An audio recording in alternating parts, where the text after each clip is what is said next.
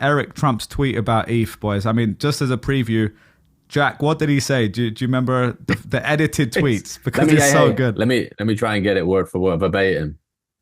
He said, "Oh no, I'm not going to get it perfect." There we go. In my opinion, it's a great time to something ETH. I forget the word he used.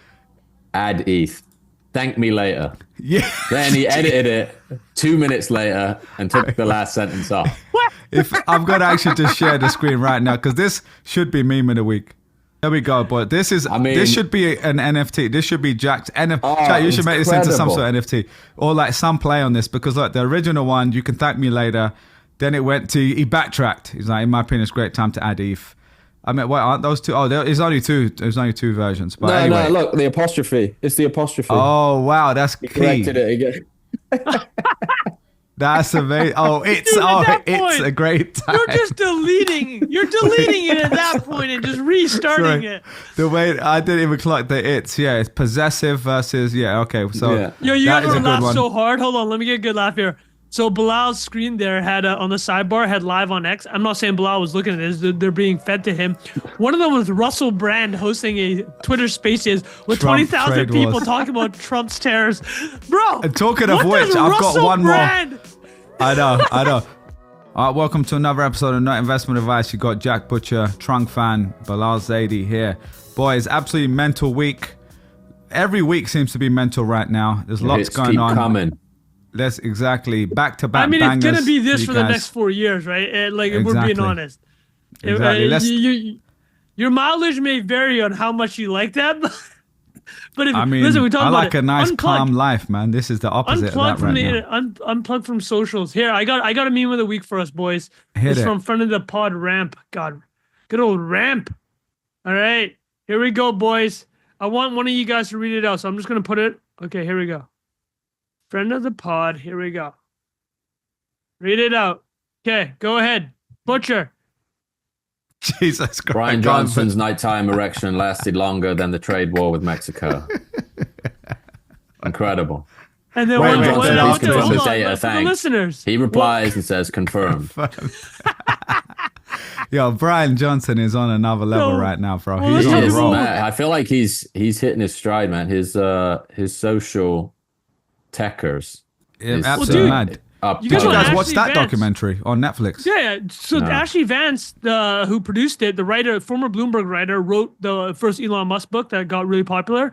So first of all, Ashley's an animal, right? And he started his own publication Substack called Core Memory. He left Bloomberg, and because he was he's one of those media personalities like you, Trump. No. This guy, he's writing real the profiles Bloomberg at to Bloomberg. Substack timeline, pipeline. No, but he wrote an article. His first article, A Core Memory, his Substack. I highly suggest people subscribe. I like that name, by the way. Good name. It's a great name. Yeah. Is about Ashley wrote the article about Brian Johnson that blew Brian Johnson up, the Bloomberg piece. And Brian Johnson in that article explains how he was getting no traction, didn't understand social, and then this article from Ashley comes out, and it just every media institution hits him up, TV. So it's actually crazy. I mean, this is a very Jack Butcher thing about the concentration of media. You know how some things just kind of lag along, and then it just hits and inflection point. Yeah, an inflection point. Yeah, he started. It just like hit because I think as he got more absurd, it got more and more attention. Because I was following it from the original website where you'd go and read all the crazy experiments he's doing, all the biomarkers, and it's like kind of geeky. If you're interested in stuff, it's interesting to read what he's doing, but it's kind of bland and boring, right? Like, I don't think he was even doing many podcasts at the time. It was no. I give a take on this, boys.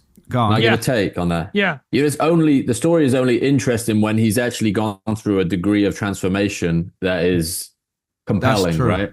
That's a good point. Like from the beginning, it's like the niche community of people that are obsessed with that, or like the tech community, because what did he sell? Braintree, wasn't it?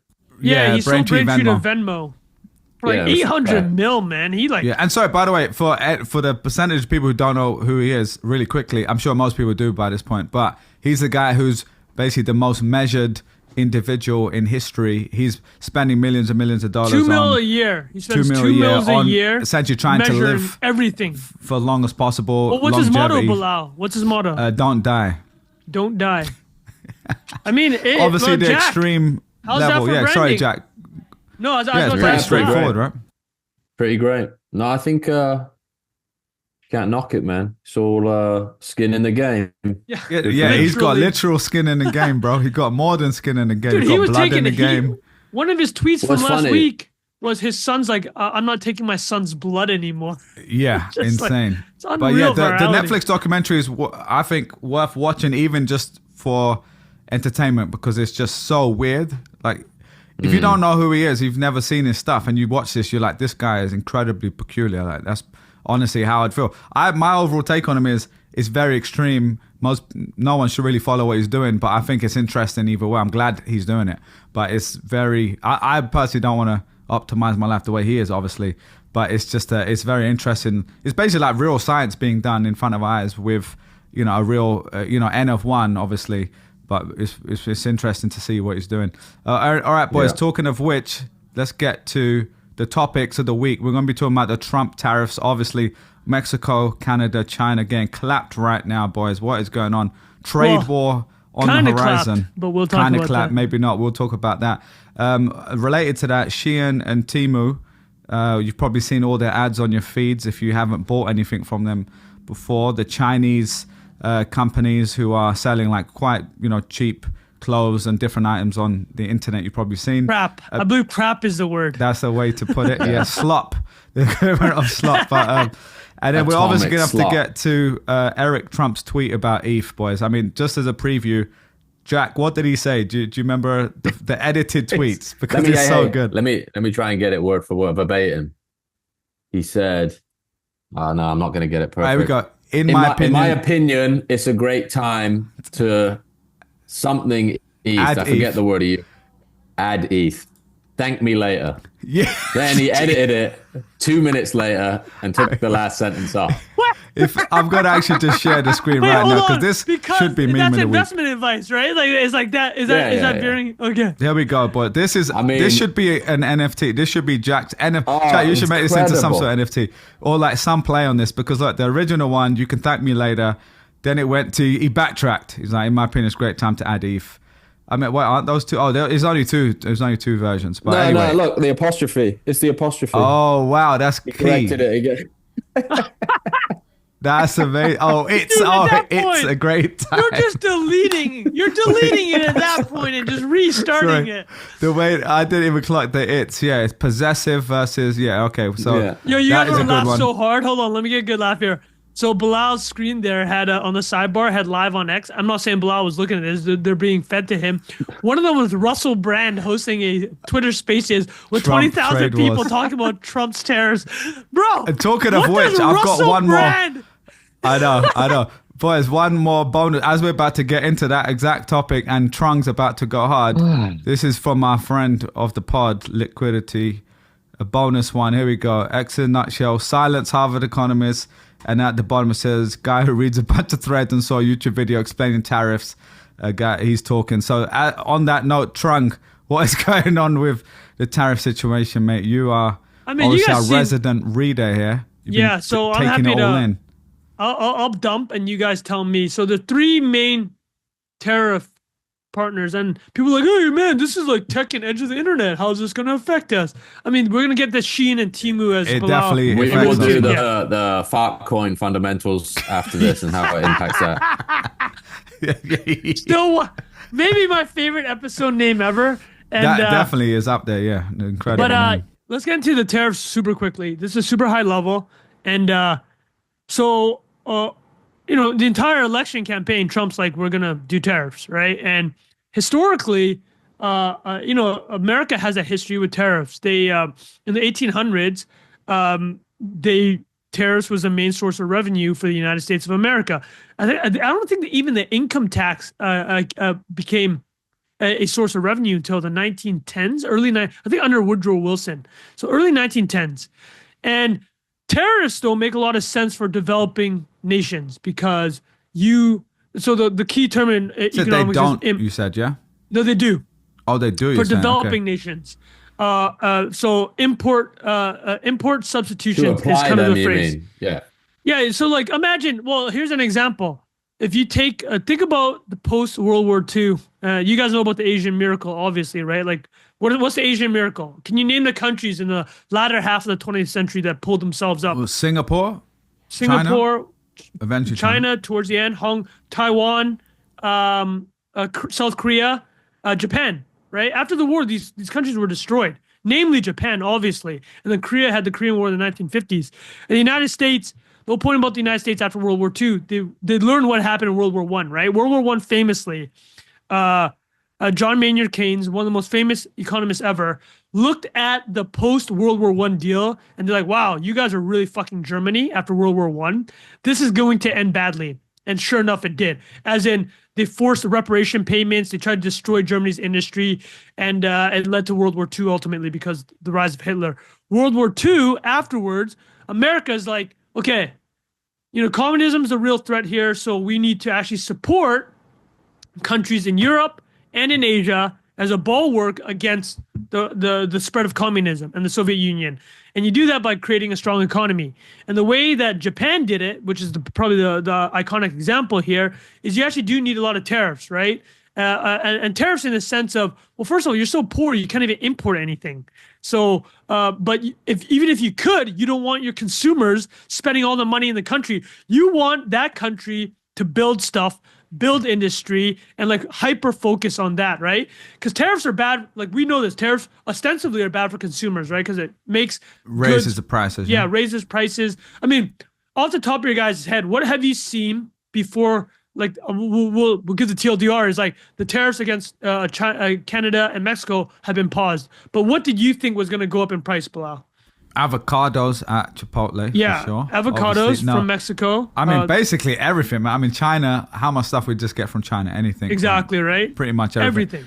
And also just with Canada and Mexico being our neighbors, I'm assuming so much just gets filtered through them as well. So, I mean, honestly, it's probably easier to think about things that wouldn't go up in price. Exactly. Do you know what I mean? So the idea is like tariffs are really bad for expensive for consumers, but like post-war Japan, you actually don't want consumers consuming. They don't even have money, right? So import substitution, basically what that means is if you have high tariffs, you're basically forcing your country to create substitutions for things they would typically import, like heavy machinery or vehicles or things of that nature.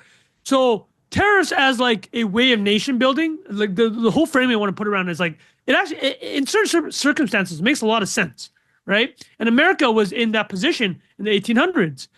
The UK and Europe, particularly the UK, were the main powers. America was on the come up, had incredible resources, but it just hadn't been fully developed yet. Protect the country, protect the local markets, force America to build, right? So you have tariffs as the main source of revenue. That changes in the 1900s, obviously, and particularly in the last 100 years. Now, this is all preamble to what happened. Trump runs on tariffs. He says, I'm going to slap other countries on tariffs. His basic argument is that America is getting taken advantage of, right? As in, why are other countries getting access to the American market, the greatest consumer market in the world, and they just willy-nilly get to, sell into the market and pay, in his eyes, not the adequate duty in the sense of tax for the right to do that. So I think this brings up the Shein. Let's talk about Shein and Temu and China particularly, because Shein and Temu is an example of is a very clear example of a company in a business line that is taking advantage, in my eyes, of that. So I'll give the top level. You guys probably heard about the de minimis tariff exemption. Are you guys familiar with this? Yeah, it's the 100-year-old loophole or something, right? Yeah. Could you tell the listeners what the loophole is?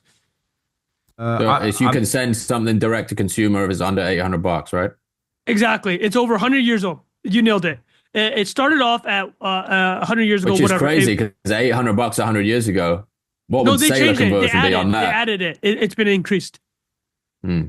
That's it. So it started off, I think, at like $20. In the 1990s, it was made to like 200, and then now I think in the last 15, 20 years is up to 800, right? To your point, for inflation.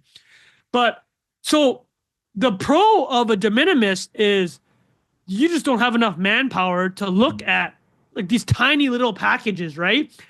Imagine you guys receive like letters or postcards or like tiny little boxes with little items. It's very hard for customs to monitor all that. So the argument for de minimis is that. So I'll give that argument. I would love your guys' thoughts on the argument on the other side. Okay, so that's kind of like the pro argument, and then also it helps small businesses, right? If you're like a souvenir shop selling knickknacks, and you're getting all these little tiny packages, you don't want to you have to pay whatever 30% duty on everything, right? It's going to destroy your business. So there's a small business angle, and then there's the hard to kind of police all these packages angle. Then here is the negative, which is so clearly done by Temu and Shein. So I'll give you guys some perspective. I can't remember the number. I think it was something absolutely insane. Okay, so Melissa Chen here has a great tweet about this. So, okay, billions of dollars was sent from Shein and Temu into America last year. I've seen numbers as high as 10 to 20 billion of goods. And they paid $0 import duties. And as a point of comparison, she goes, H&M, also a fast fashion company, right? So Shein is fast fashion. H&M paid 200 million last year. So obviously that's a business advantage if you basically don't have to pay any of these duties or taxes, right? And Shein and Temu are massive now. I think Shein was looking at a $50 billion IPO in London a week ago, but this really changes the economics of their company. On top of that, there's a national security concern because there's very credible evidence that a lot of packages sent from China to America contain fentanyl, and if not fentanyl, the precursors to create fentanyl. Because you don't need a lot. You could get a small, like, vial, if the listeners can't even see, like, it's tiny, right? I'm showing like my fingers, like 2 inches. That vial can make the street value of drugs would be $5 to $10 million, right? Yeah. So there you go. So I'll give you guys that. So the pros and cons kind of there. And then what I'd add is the two key things to think about regarding de minimis is the price point, which is $800 now. And then the second part is the national security. Things can just slip into the country. So I'll throw it to you guys. Whoever wants to take that first. Jack, any thoughts? What, like the reaction is always to the first 24, 48 hours, right? It's like, oh, this is like the market gets spooked about it. This is bad. Like the IPO of Temu is going to be affected by this or whatever the other one is called. Who cares, man? Like the idea is that you're like trying to onshore the production of things that should be made.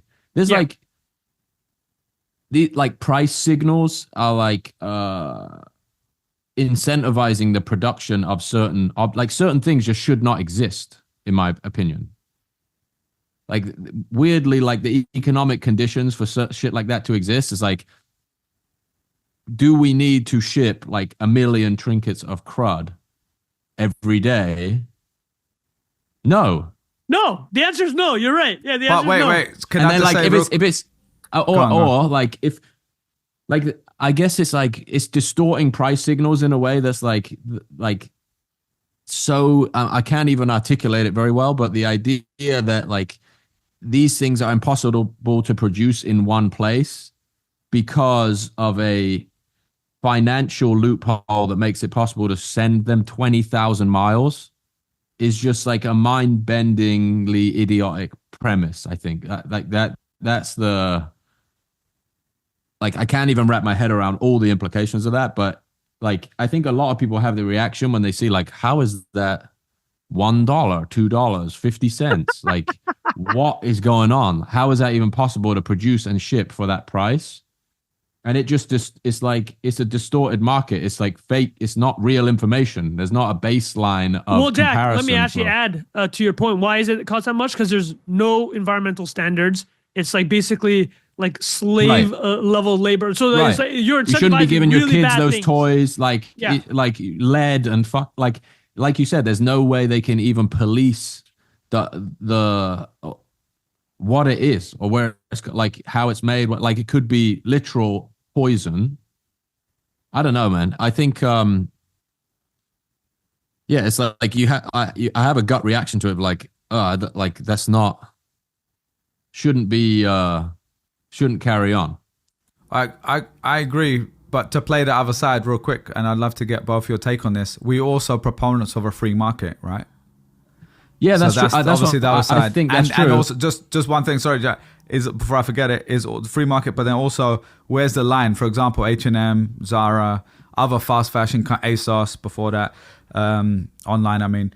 And so there is like a line of like, they were producing cheaper stuff as well. Previously, it was very expensive. Now they've just taken it to another level. And so I guess the question is it really about ethics? Is it about a line of cheapness? Or is it really just this loophole specifically? So if they weren't using this loophole, then maybe it's okay, you know? So I'm curious what you guys think about that. Yeah, I think it's distortion of like I said, if they weren't using the loophole, the price would be different. And then that would change the consumer's decision. That's the issue, I think. And the competitive market, yeah.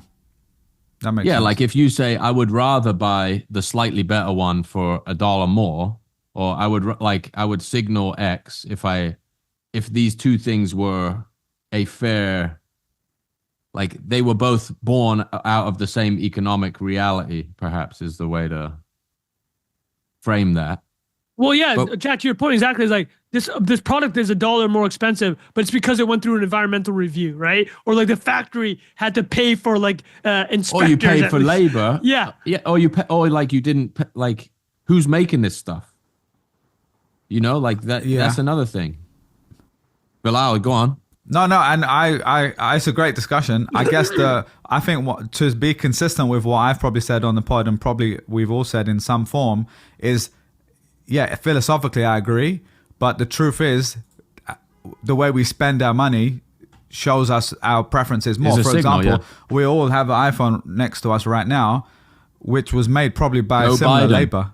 Yeah, well, but we basically, that was also made in China, right? Like a lot of that was made in China. I'm choosing to believe that this was made with better labor standards than the I mean, have you seen USB have you seen the nets of people jumping from a roof? We talked about that, right? It's like, there's like, it goes with something you said exactly before, Bilal. There's a line, right? It's like, where do you actually draw that line, right? Because some people will be like, to answer your point directly, I actually don't think full-on unfettered free market access is a good thing. I think free markets net are positives, but just the abuse of them over the last 30, 40 years, and also just the way that it goes to what Jack says, the way they just change incentives and the concern. Well, I mean, the best example is why Trump even got elected in 2016. I will clarify. I agree with. I was playing the other side, but I definitely I understand. You're being devil's advocate. USB toasters. There is no I don't even think that the concept of a free market is like a valid premise to argue from. No, it's McKinsey Davos bullshit. It is, right? It's like bollocks. It's you brought China into the global trade order, which was beneficial, right? Obviously, it took hundreds of millions of people out of poverty, right? That's a positive. But then on the other side of it is you ship all of America, like just take America as an example, ship all their manufacturing to China, right? And then you gut the jobs for 40 to 50 million Americans. So like this was the entire Trump 2016 thing, right? This is a big part of it. It's like the Davos World Economic Forum, McKinsey crowd, Goldman Sachs crowd. It was easy for them. Ship everything. It's cheaper to China, right? They get the benefit. Yeah, they own stock in all these companies, but the American worker gets fucked. So I think this is a big, like this all ties into it, right? Yeah, I think that like if you try and boil it down to like of your discretionary income, if you are buying products that don't have to adhere to the same economic rules as the ones produced domestically, you're exporting so much money, right? To me, that is like the mechanical reason to argue for a apples to apples competitive landscape on producing what, let's be honest, are all like they're not shipping medicine or like majority of this stuff is like superfluous consumption. Is that fair? I would agree. They do ship a lot of medicine, but to your point, the majority of it like is probably goods, right? It's like stuff like iPhones, electronics, clothing, textiles. I mean, they obviously do like, medical machinery and things of that nature. But to your point, I think the percentage dollar value is significant I mean, I can check right now. China exports. Well, it's fun. I mean, the economic incentives to produce certain things in America, like what majority of them are not remotely logical. To build a Temu competitor in America is like the most, it would be setting your money on fire. Be incredibly funny enough, stupid. Amazon tried. They have something called Amazon hauls because they knew they were getting their lunch eaten by. Because the other part about Temu that I remember, and I would love you guys' thoughts on this is it's not just that so people don't know much about Temu and Shein. Let's actually focus on Shein. Shein did create an innovation. Their innovation was that they're able to tap into like this networks of tens of thousands of textile manufacturers in China, right? And they could have something that was trending created immediately. Like you remember Zara? The big breakthrough for Zara was that they would, a typical fashion was by season, right? So summer, winter. You maybe have two wardrobes a season from a big, from like Calvin Klein or whatever. Before Zara, very technology forward. They're like, we're going to have information from the ground sent back to HQ, and we have a distribution network for an item that gets popular, right? So they were doing like bi-weekly drops, right? So all Temu or all Shein did was they took that idea of like, okay, well, Ralph Lauren and Calvin Klein used to take 6 months to have a new line of clothing. Zara took it down to 1 month. Shein takes it down to 1 week, right? So they have innovation on that end. But their innovation comes with the fact that, to Jack's point, it's very disposable clothing. Like you're buying this and you're just tossing it, right? And then the other innovation is obviously the app. Is like it's all tied into, like the way you shop is very 2025, right? Or 2020s. You're flicking your thumb, you're getting the dopamine, like that whole thing that's going on, right? And to Jack's point, that is like, it's like, if you're trying to build that in America, which is what Amazon tried with Amazon Haul, that must be awful margins for Amazon. For at this point, they're probably just doing it because they don't want a competitor from the bottom completely like going up, right? They don't want somebody somehow building a full-on competitor from the bottom. Exactly. So like, and they were trying to compete in fashion for a while too, because if you think of Amazon, you don't normally think of fashion, right? Like they had a whole fashion division, maybe they still do. But I remember seeing that when they would, because you think of like consumption, like consumer goods or consumer electronics, etc. Is this so quickly China? For the listeners, I pulled something up. So just to answer Jack's point about, I mean, you see here, right? This blue thing is all electronics. Mad. Video displays, semiconductors, telephones. This looks about 40%. Car related looks about 10. Light fixtures, toys, another 10. Like, it's like to your point, is like, I mean, consumer stuff is over 50 easily. I think this is a very good discussion. Go on, Jack. Isn't it just as simple as like, who produces the most raw energy wins eventually? I don't think it's just energy, but that's probably a big part of it because I think they also, it's the whole line, right? Like the manufacturing capability. No, but I'm saying, consumers. I guess but I'm you're saying right, as like robotics also take over. I'm just saying like why it's like politically feasible to allow this to happen is like because all the way down the stack is fuel, and if you dominate the export of that, or you don't like, you stay on top essentially. Like the idea that doing this is going to onshore the production of like knickknacks. Is that realistic? Do you guys actually think that will happen, or is it more like just dissuade the consumption of this stuff and spend it on stuff domestically? I don't know the expectation or what the expectation is, but obviously the consumption of that stuff goes down. But is the expectation that it's just to kill consumption, or is it this stuff will start? I'm going to agree produced? with your second point. It's to bring manufacturing, like legit, like you have to have that skill. And I think, so Jack, your question was like, what is ultimately the end goal of this, right? All of this kind of tariff warring. And I would say that a big, massive part of it is to bring back manufacturing to America. And tie that to national security. If you can't, like, worst case scenario, if there's a war, likely in the South China Sea and almost certainly around Taiwan, if it was to be one between U.S. and China, the point is this: can you manufacture? Can you manufacture weapons? Can you manufacture vehicles? Right now, China is responsible for 40 to 50% of the entire world's manufacturing capacity for those types of goods. So it's insane, right? It's like, and you remember, World War II is what, dude, when drones. Well, that's it, right? They're the leader in drones. They do like 7% of the industry. When World War II was won, and I'm not saying that this suggests this is what's going to end up happening, but as a country, you should have these concerns, right? And like when Pearl Harbor happened, it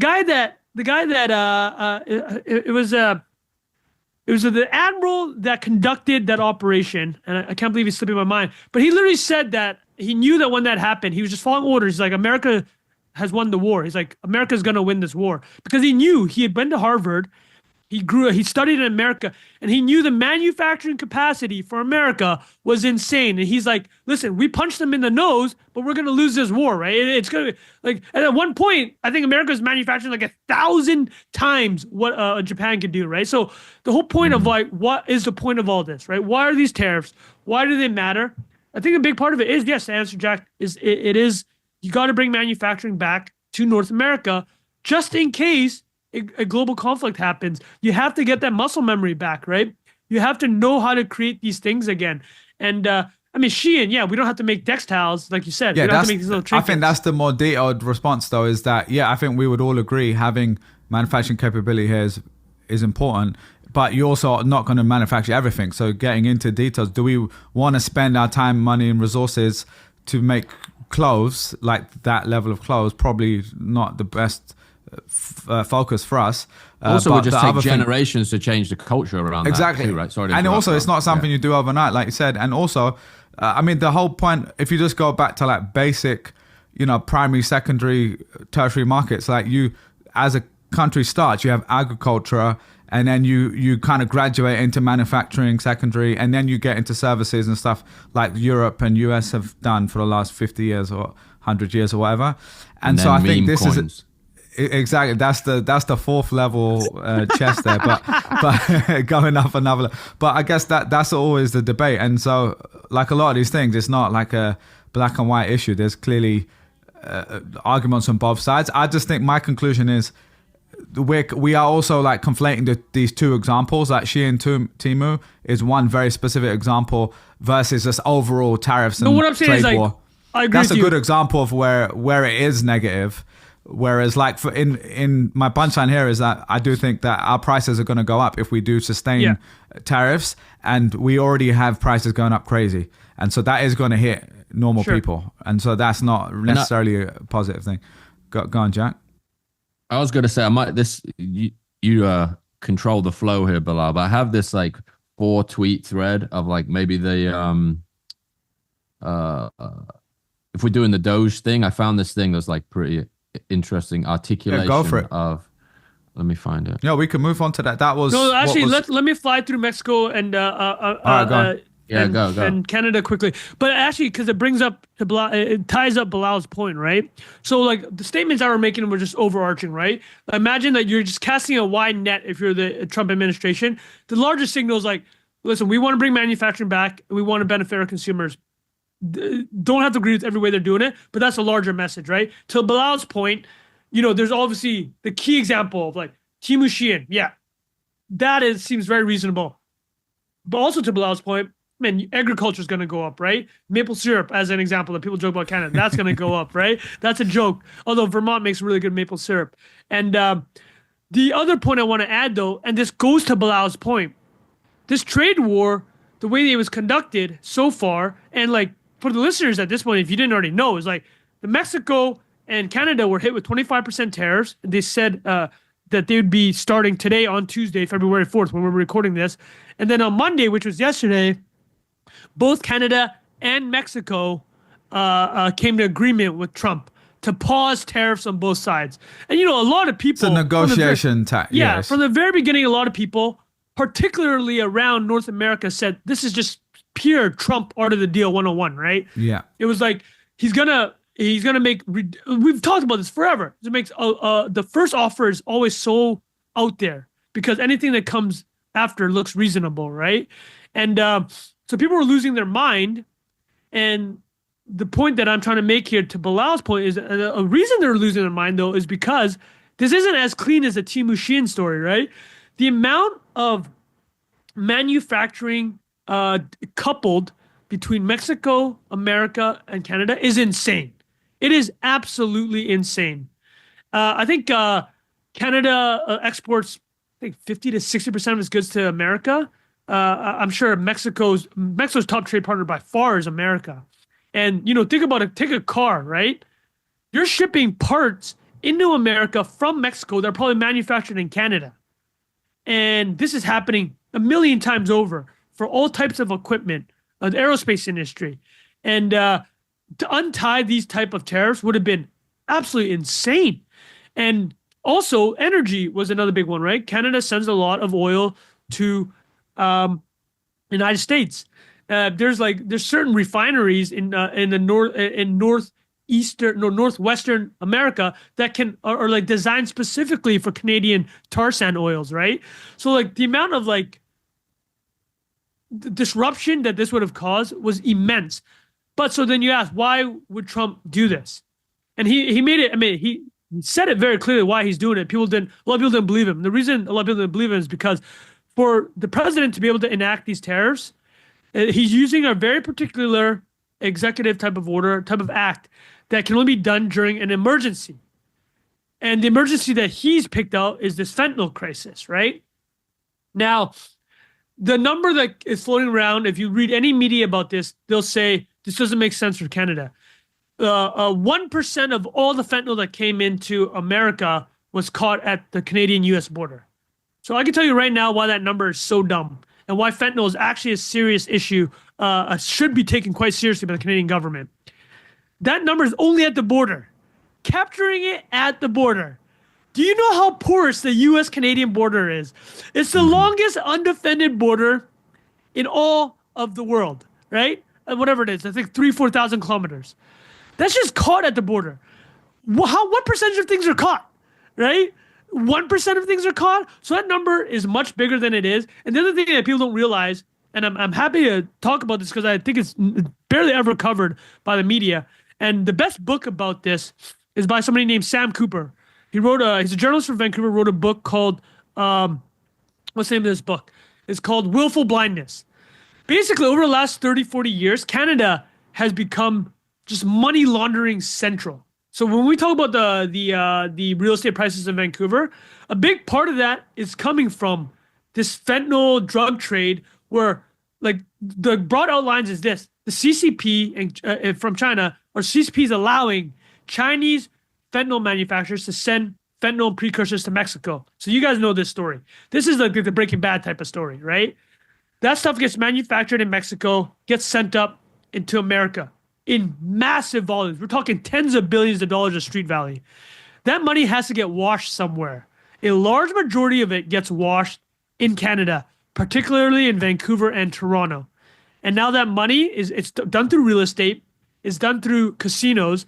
Vancouver had such a bad casino situation. There's videos of Chinese nationals walking into Vancouver casinos with $1 million in cash, getting $1 million worth of chips, playing for 10 minutes, and then exchanging those chips for cash and walking out the casino. Like, there's whole commissions about this. Like, this is like one of the few things highly publicized in Canada about this money laundering. What do you think that guy's doing with the $10 million of chips for 10 minutes? He's laundering money, right? And then you extrapolate this through the real estate, which is out of control. We've talked about it's most expensive real estate in the world, 15 to 20 times the median income for a single detached house. The median income here is like 60, 70 grand. A single detached house here is like $1 million plus. How can anyone afford that? Why is it so expensive? It's because the amount of money laundering that's going in here is insane. So when Trump is saying, we want you guys to clean up your borders, clean up the drug trade, clean up this organized crime problem, it is actually a problem. You guys see what I'm saying? Everyone knows that's a problem on the Mexico side. Much fewer people think it is on the Canada side. So and I'll end with this. When Canada and Mexico cut these deals yesterday to end these tariffs. So they had done a basic exchange tariffs. Mexico was going to hit American goods with 25%. Same with Canada. The crux of these settlements was each country was going to put 10,000 more people on the borders, invest more money in border security. So it's not nothing, right? Like, and I'll wrap up with exactly to Bilal's point that started this. This was kind of gnarly, right? It would have been very gnarly. This would have been a very difficult way to navigate these tariffs. But I think there's a lot of credence to what's said. And because the knee-jerk reaction for a lot of media is just anything Trump does is bad. If you actually look into it, this is a major situation that even if you reduce it by 10, 20, 30%, it's a big win for everyone. And he used it out of nowhere, right? Like, this was the way for him to do it. He created this chip that we talked about. Trump, can I ask a quick question just to wrap that bit up? That was really well explained. Do you think that's truly what's actually driving his intention on this, though? Like, for the negative side being, we all have to pay way higher prices for all goods for, you know, trying to tackle actual fentanyl issue, which I agree is a big problem. Like, to me, that's quite a, you know, broad brush for something that could be more precise. And if you're trying to clamp down on that, maybe it's just more the trade. Like, there's a bigger thing here. No, I think to answer your question, I would say to answer this question specifically, obviously he has to obfuscate his intention, right? And he had to frame it with fentanyl because he get it through the emergency. It needed an emergency, right? Yeah. But also, this was a very clean way to do it in the sense of it happened over 48 hours. It's done. Well, we have to see whether or not both sides finish their commitment. But if you wanted to press your neighbors to act on this, what is your lever? You could, you know, JD Vance had a whole thread about it. Again, you don't have to agree with everything that these guys are putting out there, but the thrust of it is very credible. JD Vance was like, listen, we asked our allies and our neighbors is like, can we just buff up the security a bit? And Canada is extremely porous. Like, Canada's reputation in terms of like organized crime, even international terrorism. I'll point you to Stephen Panwasi, great Twitter follow. And he comes with all the receipts. Canada has a much bigger problem than its international reputation. Yeah. And I think if you're going to solve this, to answer your point, Bilal, this seems to me a very clean way to solve this problem. Yeah, as in, you use your biggest lever, which is trade. Because at the end of the day, you're right, it would hurt Canadian consumers. And this is what I'll tie up with this. I think what Trump has right now is a pretty special moment. Interesting moment for him, because he does feel like he has a mandate of heaven, right? In the sense of big election victory. The entire world saw what happened with the assassination attempt. So like they know, other world leaders knows that he has a certain political energy right now, right? Is like, it might not last. It probably won't last. It'll probably be gone by the midterms. But if you're actually like, imagine 5 years ago, you had the trade war. If you're Mexico, you're like, I think we can press them. And the American voter will make such a noise about it that they'll end this. But then now you look at it now, you're like, I think Trump has X amount of support that's so strong, and that these people, that his supporters trust him so much. Again, 45% of the country hates Trump, right? But that base he has, and people in business now, right? So all the business community rally around him.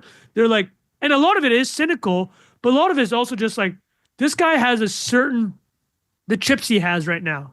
He's playing. He's he has certain chips deal, right now like that he didn't have 8 years ago, deal. right? So like he's playing those chips. So I'd end with that thought. Go on, Jack. I say you teed up this little tweet storm I was gonna share. Perfect. Yeah, go on, smash it. Ready? You see this? Oh yeah, he's a beast, man. Yo, hit it up. You read this? Have you read this? No, I haven't read this one, but so for the listeners, Jack pulled up a thread by Arnaud Bertrand. He's a French entrepreneur, but he's very pro-China in the China versus U.S. debate, but he always has very interesting points. So, Jack, I'd love for you to read these up. Yeah, I'll rip through this. So, just help me reframe the whole the last couple of weeks. It's becoming clearer and clearer that we're looking at a seismic shift in the U.S.'s relationship with the world, between the U.S. dismantling its foreign interference apparatuses like USAID, Marco Rubio stating that we're now in a multipolar world with multi-great powers in different parts of the planet, and that the post-war global order is not just obsolete, it is now a weapon being used against us.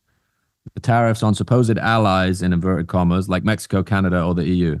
This is the US effectively saying our attempt at running the world is over. To each his own. We're now another great power, not the indispensable nation. It looks dumb, as the Wall Street Journal just wrote, if you are still mentally in the old paradigm. But it's always a mistake to think that what the US or any country does is dumb.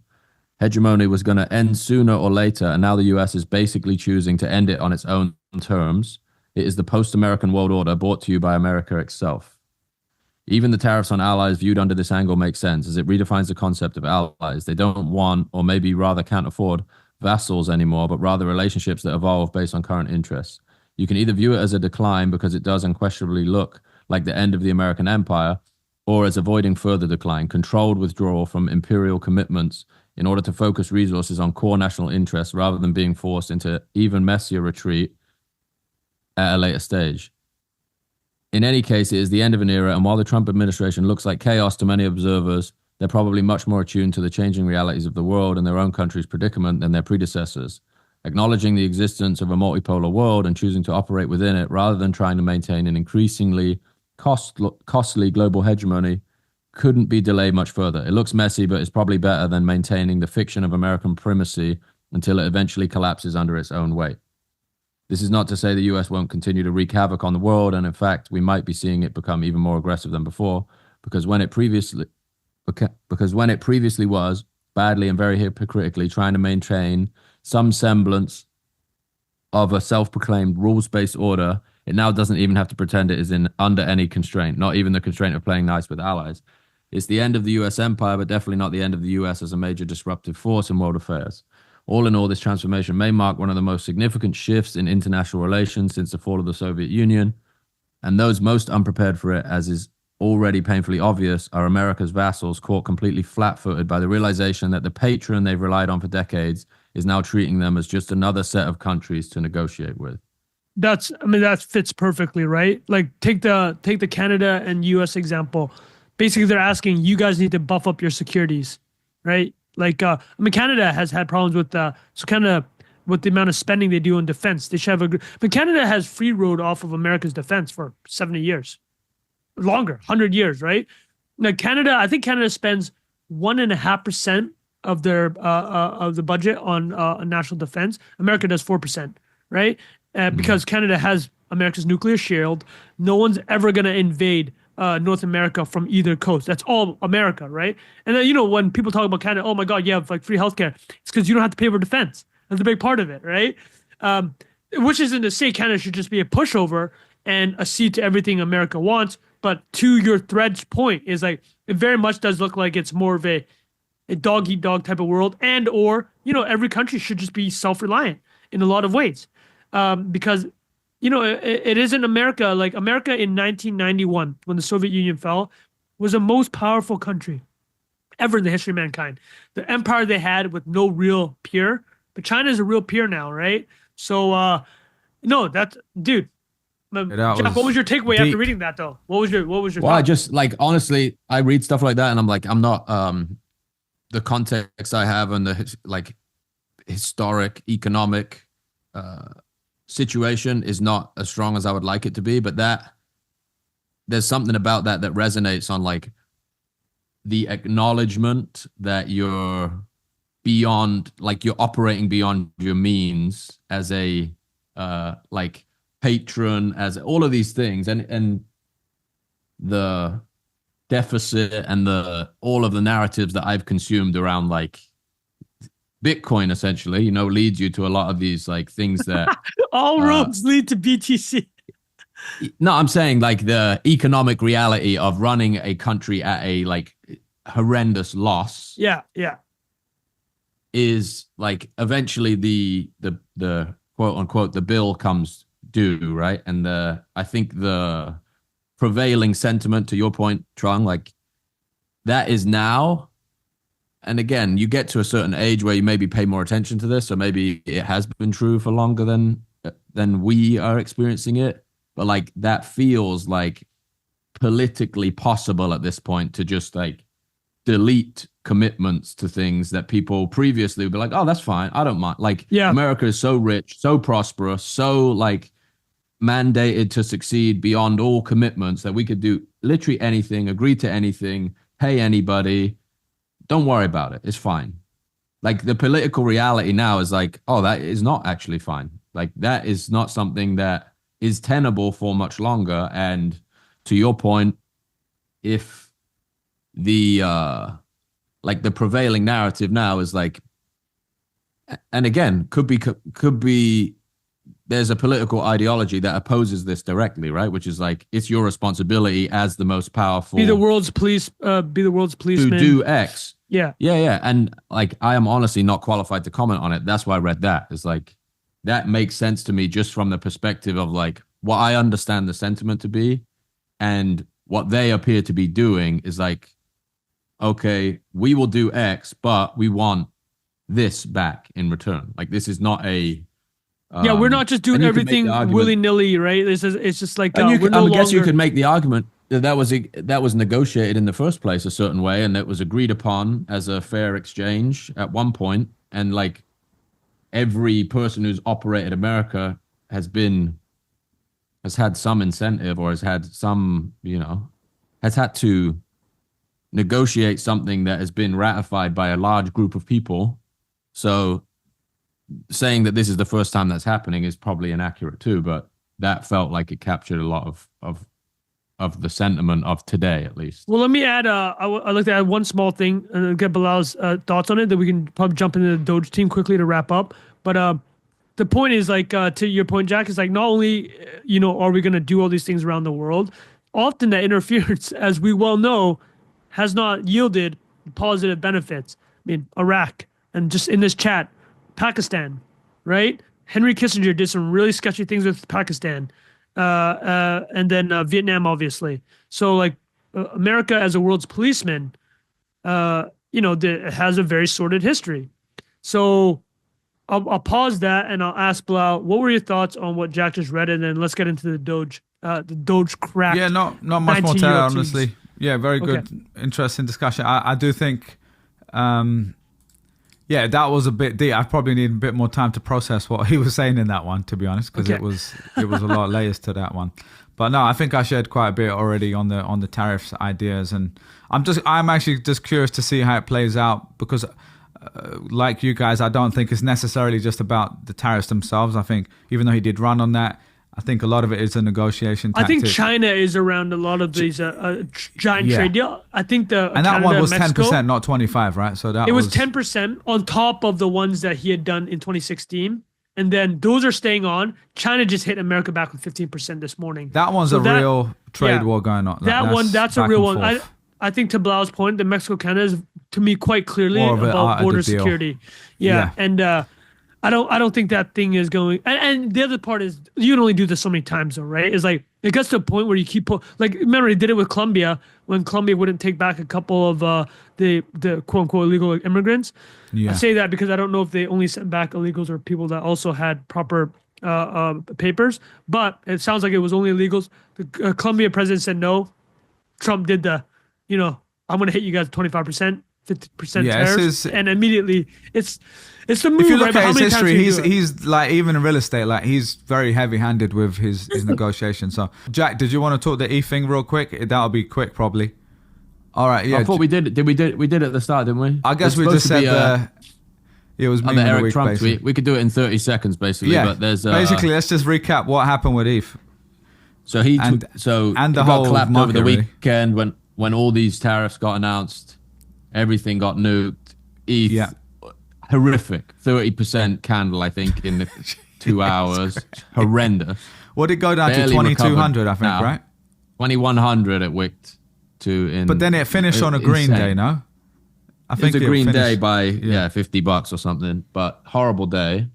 And then the day after, Eric Trump tweets, "Good time to add ETH. Thank me later." Deletes "thank me later."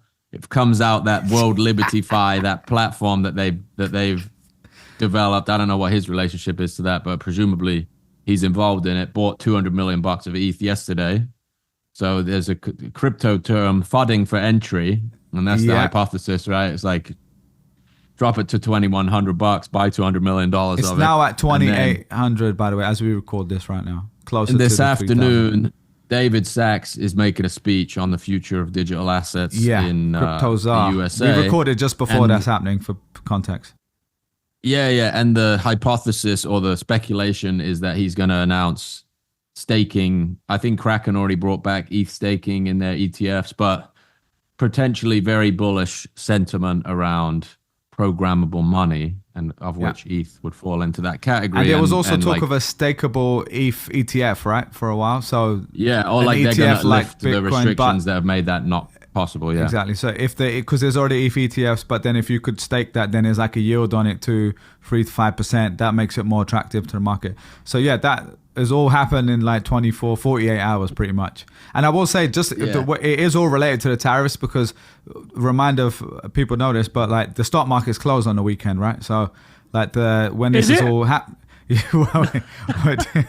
And so like the whole market dropped, Bitcoin dropped as well. It bounced nicely off 92 or something like that.